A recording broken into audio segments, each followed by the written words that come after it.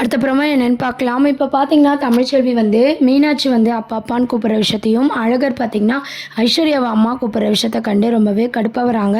So, அதனால் நம்ம தமிழ் என்ன முடிவு எடுக்கிறாங்கன்னா, இதுக்கப்புறமா அந்த 2 குழந்தைங்களும் அந்த வீட்டில் அனுப்பக்கூடாது அப்படின்ற மாதிரி முடிவு எடுக்கிறாங்க. குழந்தைங்களுக்கு வந்து பார்த்திங்கன்னா, காது குத்துற ஃபங்க்ஷன் வந்து ஏற்பாடு பண்ணுறாங்க.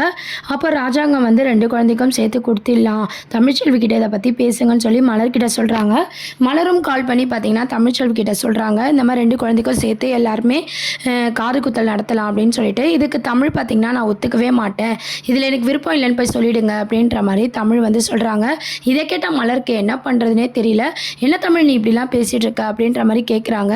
இதுதான்க்கா என் முடிவு, இதுவுமே நான் வந்து யாருக்காகவும் மாற்றிக்கிற மாதிரி இல்லை அப்படின்ற மாதிரி தமிழ் பார்த்திங்கன்னா தெளிவாக அவங்க முடிவை வந்து சொல்லிடுறாங்க.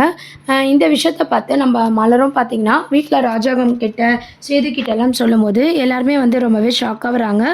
ராஜாங்கத்துக்கு கோவமாக வருது, நம்ம சேதுக்கும் கோவமாக வருது. என்ன பண்ணுறது, இது அவள் குழந்தை, அவளை மீறி ஒன்றும் பண்ண முடியாது. நம்மக்கிட்ட இருக்க மீனாட்சிக்கு மட்டும் நம்ம குலதெய்வம் கோயிலில் காதை குத்திடலாம் அப்படின்னு சொல்லிட்டு முடிவு பண்ணுறாங்க. அந்த பக்கம் பார்த்திங்கன்னா, தமிழ் இதுக்கப்புறம் மீனாட்சியும் சரி அழகரும் சரி நம்மளை விட்டு பிரியக்கூடாது அப்படின்ற மாதிரி யோசிக்கிறாங்க. நம்ம பாட்டிமாவும் பார்த்திங்கன்னா, நம்ம செஞ்ச பெரிய தப்பால் தமிழ்ச்செல்வி இந்த அளவுக்கு பாதிக்கப்பட்டிருக்கா, கடவுளே நீ தான் காப்பாற்றணும்னு சொல்லி அழுதுட்ருக்காங்க. தமிழ்ச்செல்விக்கு ஒரு யோசனை வருது. லக்ஷ்மி இருக்காங்க இல்லையா, அதான் ஆல்ரெடி அவங்க அட்வொகேட்டாக இருக்காங்க. நம்ம எலெக்ஷன்லாம் வந்து நம்ம தமிழுக்கு உதவி பண்ணாங்க இல்லையா, அவங்கள போய் வந்து தமிழ் வந்து பார்க்குறாங்க. பார்த்துட்டு உடனே தமிழை பார்த்து தான் அவங்க வந்து குழந்தைலாம் பிறந்திருக்கு தமிழ், வாழ்த்துக்கள், நானே வந்து பார்க்கணுன்னு நினச்சேன், நேற்று தான் வந்தேன் அப்படின்ற மாதிரி சொல்லிகிட்ருக்காங்க. அதெல்லாம் இருக்கட்டும் மேடம், உங்ககிட்ட ஒரு உதவி கேட்டு வந்திருக்கேன் அப்படின்ற மாதிரி சொல்கிறாங்க. நடந்த விஷயத்தை எல்லாமே சொல்கிறாங்க. பஞ்சாயத்தில் ஒரு வாரம் குழந்தை அங்கேயும் இங்கேயும் இருக்கணும் அப்படின்ற பஞ்சாயத்தில் நடந்த எல்லா விஷயத்தையும் தமிழ் பார்த்திங்கன்னா அந்த லக்ஷ்மி அம்மா வக்கீல் கிட்ட வந்து சொல்லிட்டுருக்காங்க. இதெல்லாம் கேட்டு இப்போ எதுக்காக தமிழ் இதெல்லாம் என்கிட்ட சொல்லிகிட்ருக்க அப்படின்னு சொல்லி அவங்க கேட்குறாங்க. இல்லை மேடம், காரணம் இருக்குது. இந்த பஞ்சாயத்து ஆளுங்களை நம்பினா என் குழந்தைங்க வந்து என் வாழ்க்கை போன மாதிரி என் குழந்தைங்களும் என்னை விட்டு போயிடுவாங்க. யாரோ ஒருத்தி என் அம்மாவை கூப்பிட்றத பார்த்துட்டு என்னால் சும்மா இருக்க முடியாது, எனக்கு நியாயம் கிடைக்கணும். அதனால் நான் கோர்ட்டு மூலமாக வந்து என் குழந்தைங்கள என்கிட்டயே வச்சுக்கணும்னு நினைக்கிறேன் அப்படின்ற மாதிரி நம்ம தமிழ் வந்து பேசிகிட்டு இருக்காங்க. இதெல்லாம் கேட்ட நம்ம லக்ஷ்மி அம்மா வக்கீல் என்ன சொல்கிறாங்கன்னா, அதெல்லாம் சரி, ஆனால் அதுக்கு நீ முறைப்படி டைவர்ஸ் பண்ணியிருக்கணுமே அப்படின்னு சொல்லி கேட்குறாங்க.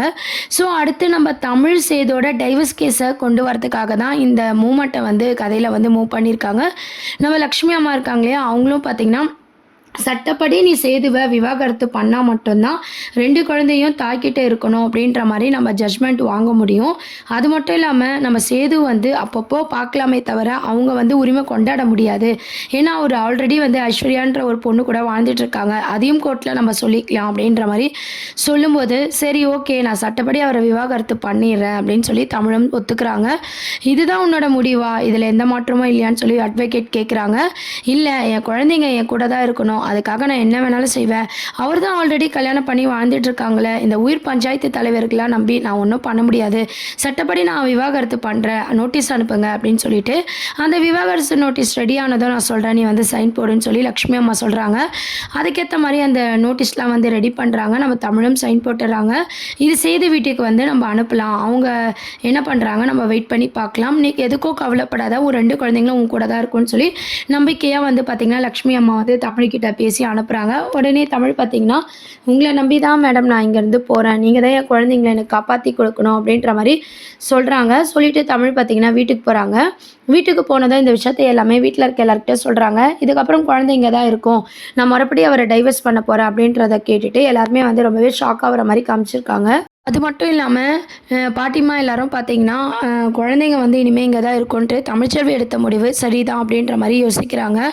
அதுக்கப்புறம் இங்கே ராஜாங்கம் வீட்டில் காது குத்துற ஃபங்க்ஷனை வந்து தரப்புடலாக ஏற்பாடு பண்ணிகிட்ருக்காங்க. அப்போது வந்து வக்கீல் நோட்டீஸ் வருது. ஐஸ்வர்யா வாங்கி அதை படிக்கிறாங்க. இது ஏதோ வக்கீல் நோட்டீஸாக இருக்கேன்னு சொல்லிட்டு அப்போ தான் தமிழ்ச்செல்வி விவாகரத்து வந்து சேதுக்கு அனுப்பியிருக்காங்கன்ற விஷயத்த அதை படித்து பார்த்து எல்லாருக்கும் சொல்கிறாங்க. இதை கேட்டு மோகனம், ராஜாங்கம், நம்ம சேது எல்லாருமே ஷாக்காக வராங்க.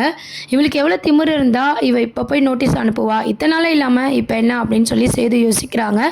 அதுக்கு ஐஸ்வர்யா என்ன சொல்கிறாங்கன்னா, அவங்க அனுப்புறதுக்கு காரணம் இருக்குது, 2 குழந்தைங்களும் அவங்க கிட்ட இருக்கணும்னு சொல்லி இந்த நோட்டீஸில் மென்ஷன் ஆகிருக்கு, அதனால தான் உங்களை டைவர்ஸ் பண்ணியிருக்காங்க, டைவர்ஸ் பண்ணாதான் குழந்தை தமிழ்ச்செல்வி கிட்ட இருக்க முடியும் அப்படின்ற மாதிரி ஐஸ்வர்யா வந்து அதை படித்து பார்த்து எல்லாத்தையும் சொல்லிட்டு இருக்கும்போது சேதுக்கு பயங்கர ஷாக் ஆகுது. அது மட்டும் இல்லாமல் நம்ம ஐஸ்வர்யா என்ன சொல்கிறாங்கன்னா, முறைப்படி நீங்கள் டைவர்ஸ் வாங்காமல் நம்ம கல்யாணம் நடந்திருக்கு, இது கோர்ட்டுக்கெலாம் போனால் உங்களை அரெஸ்ட் பண்ண கூட வாய்ப்பு இருக்குது, அது மட்டும் இல்லாமல் நம்ம 2 பேருக்கும் நடந்த கல்யாணம் சட்டப்படி ரத்து செய்யறதுக்கும் வாய்ப்பு இருக்குது மாமா அப்படின்ற மாதிரி சேது கிட்ட நம்ம ஐஸ்வர்யா சொல்லிட்டு இருக்காங்க. எனது சேதுவை அரெஸ்ட் பண்ணிடுவாங்களா அப்படின்னு சொல்லிட்டு ராஜாங்கம் ஒரு பக்கம் பயப்படுறாங்க. என்ன முடிவு இது, முட்டாள்தனமான முடிவு அப்படின்ற மாதிரி ராஜாங்கமும் யோசிக்கிறாங்க. இப்பயே போய் நான் நியாயத்தை கேட்குறேன்னு சொல்லி சேது பார்த்திங்கன்னா நம்ம தமிழ்ச்செல்வி வீட்டுக்கு ரொம்ப கோவமாக அந்த வக்கீல் நோட்டீஸை எடுத்துகிட்டு போகிறாரு. அப்போ வந்து தமிழ்ச்செல்வியை பார்த்து வெளியே வாடி, என்ன நோட்டீஸ் அனுப்பியிருக்க, டைவர்ஸ் நோட்டீஸ்லாம் அனுப்பியிருக்கேன்னு சொல்லி கேட்கும்போது, உங்களுக்கு தான் கல்யாணம் ஆகிடுச்சில்ல, நம்மளுக்கு சட்டப்படி டைவர்ஸ் ஆகணும்ல, அதை தான் அனுப்பியிருக்கேன்னு சொல்லி தமிழும் சொல்கிறாங்க. எல்லாருமே பார்த்திங்கன்னா நம்ம சேதுக்கிட்ட பொறுமையாக இருக்க சொல்லிட்டு இருக்காங்க. இருந்தாலும் வந்து என் குழந்தைங்களை என்கிட்டேருந்து பிரிக்க தானே நீ இதெல்லாம் பண்ணிகிட்ருக்கேன்னு சொல்லி கேட்குறாங்க. உடனே நம்ம தமிழ்ச்செல்வி என்ன சொல்கிறாங்கன்னா, நான் ஒருத்தரை கல்யாணம் பண்ணி இனி என் 2 குழந்தைங்களும் அவர் அப்பான்னு கூப்பிட்டா அவங்களுக்கு ஓகேவா அப்படின்ற மாதிரி பதில் கொடுக்குறாங்க. என்ன பேசுகிற நீ அப்படின்னு சொல்லி சேது கோப்படுறாங்க. ஐஸ்வர்யா அவங்கள அம்மான்னு கூப்பிடும் போது எனக்கு அப்படி தான் வலிக்குது அப்படின்ற மாதிரி தமிழ்ச்செல்வி சொல்கிறாங்க. நான் அதுக்கு தான் இந்த முடிவு எடுத்தேன் அப்படின்ற மாதிரி சொல்கிறாங்க. உடனே சேது வந்து ரொம்ப கோப்படுறாங்க. உடனே நம்ம பாட்டிமா என்ன பண்ணுறாங்கன்னா, தமிழ்ச்செல்வி பக்கம் தான் நியாயம் இருக்குது, உனக்கு குழந்தை வேணும்னா ஐஸ்வர்யாவுக்கும் உனக்கோ கல்யாணம் ஆயிடுச்சுல, நீ அவ கூட குடும்பம் நடத்தி குழந்தைய பெற்றுக்கோ, அந்த குழந்தை தான் இனிமேல் அங்கே இருக்கணும், தமிழ்ச்செல்வியோட 2 குழந்தையும் தமிழ்கிட்ட தான் இருக்கணும், நான் தான் தப்பு பண்ணிட்டேன், நீ தான் அவள் வேண்டான்னு போயிட்டல, அந்த குழந்தைய அங்கே கூட்டு வந்து விட்டது என் தப்பு தான் அப்படின்னு சொல்லி பாட்டிமாவும் பார்த்திங்கன்னா நம்ம தமிழ்ச்செல்விக்கு சப்போர்ட்டாக பேசுனது நம்ம சேதுக்கு ரொம்பவே ஷாக்கிங்காக இருக்குது. எல்லோரும் சேர்ந்து ஒட்டு மொத்தமாக பிளான் பண்ணி என்னைய குழந்தைய பிரிக்க பார்க்குறீங்களா அப்படின்னு சொல்லி சேது கேட்குறாரு. அது மட்டும் இல்லாமல் என் அம்மாவாக பிறந்திருக்கா, நான் எப்படி விட்டு கொடுக்க முடியும்னு சொல்லும்போது, அதெல்லாம் நீ இன்னொரு பொண்டாட்டி தாலி கட்டும் போது யோசிச்சிருக்கணும், இப்போ இங்கே வந்து இடத்த காலி பண்ணுன்னு சொல்லி பாட்டிமா சொல்கிறாங்க. உடனே சேது கத்திட்டு அங்கேருந்து போயிடுறாங்க.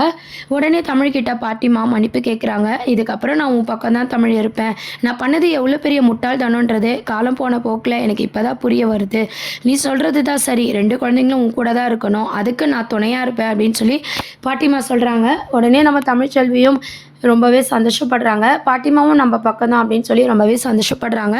ஸோ தமிழ்ச்செல்வி பார்த்திங்கன்னா டைவர்ஸ் நோட்டீஸ் அனுப்பியிருக்காங்க, 2 குழந்தையும் அவங்கக்கிட்ட இருக்கணும்னு சொல்லி.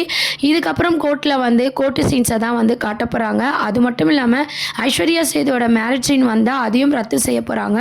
ஸோ இந்த மாதிரியான ஒரு பரபரப்பான சூழ்நிலையை தான் சின்ன மருமகள் சீரியலை வந்து மூவ் பண்ண போகிறாங்க.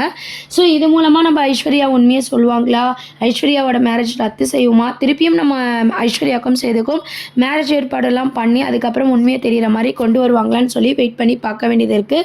இப்போதைக்கு 2 குழந்தைங்களும் பார்த்தீங்கன்னா சேதுவை அப்பான்னு கூப்பிடுறதும் ஐஸ்வர்யாவை அம்மா கூப்பிடுற சீன்ஸே பார்த்தீங்கன்னா தமிழுக்கும் சேதுக்கும் விவாகரத்து அப்படின்ற ஒரு சீனை கொண்டு வரதுக்காக இதை மூவ் பண்ணியிருக்காங்க. ஆனால் கண்டிப்பாக விவாகரத்துக்கு முன்னாடியே நம்ம சேதுக்கு உண்மையை தெரிகிற மாதிரி காட்ட போகிறாங்க. தமிழ்ச்செல்வியும் சேதுவும் சேர்ற மாதிரி காட்ட போகிறாங்க. உண்மை வந்து வெளிவரப்போகுது. இதெல்லாம் தான் அடுத்த அப்கமிங் ப்ரோமோவாக கொண்டு வர போகிறாங்க. இந்த சீரியலை பற்றி உங்களுடைய கருத்துக்களை கீழே கமெண்ட் செக்ஷன் சொல்லி நிறைய அப்டேட்ஸ்க்கு சேனலை மறக்காமல் சப்ஸ்கிரைப் பண்ணுங்கள். தேங்க்யூ.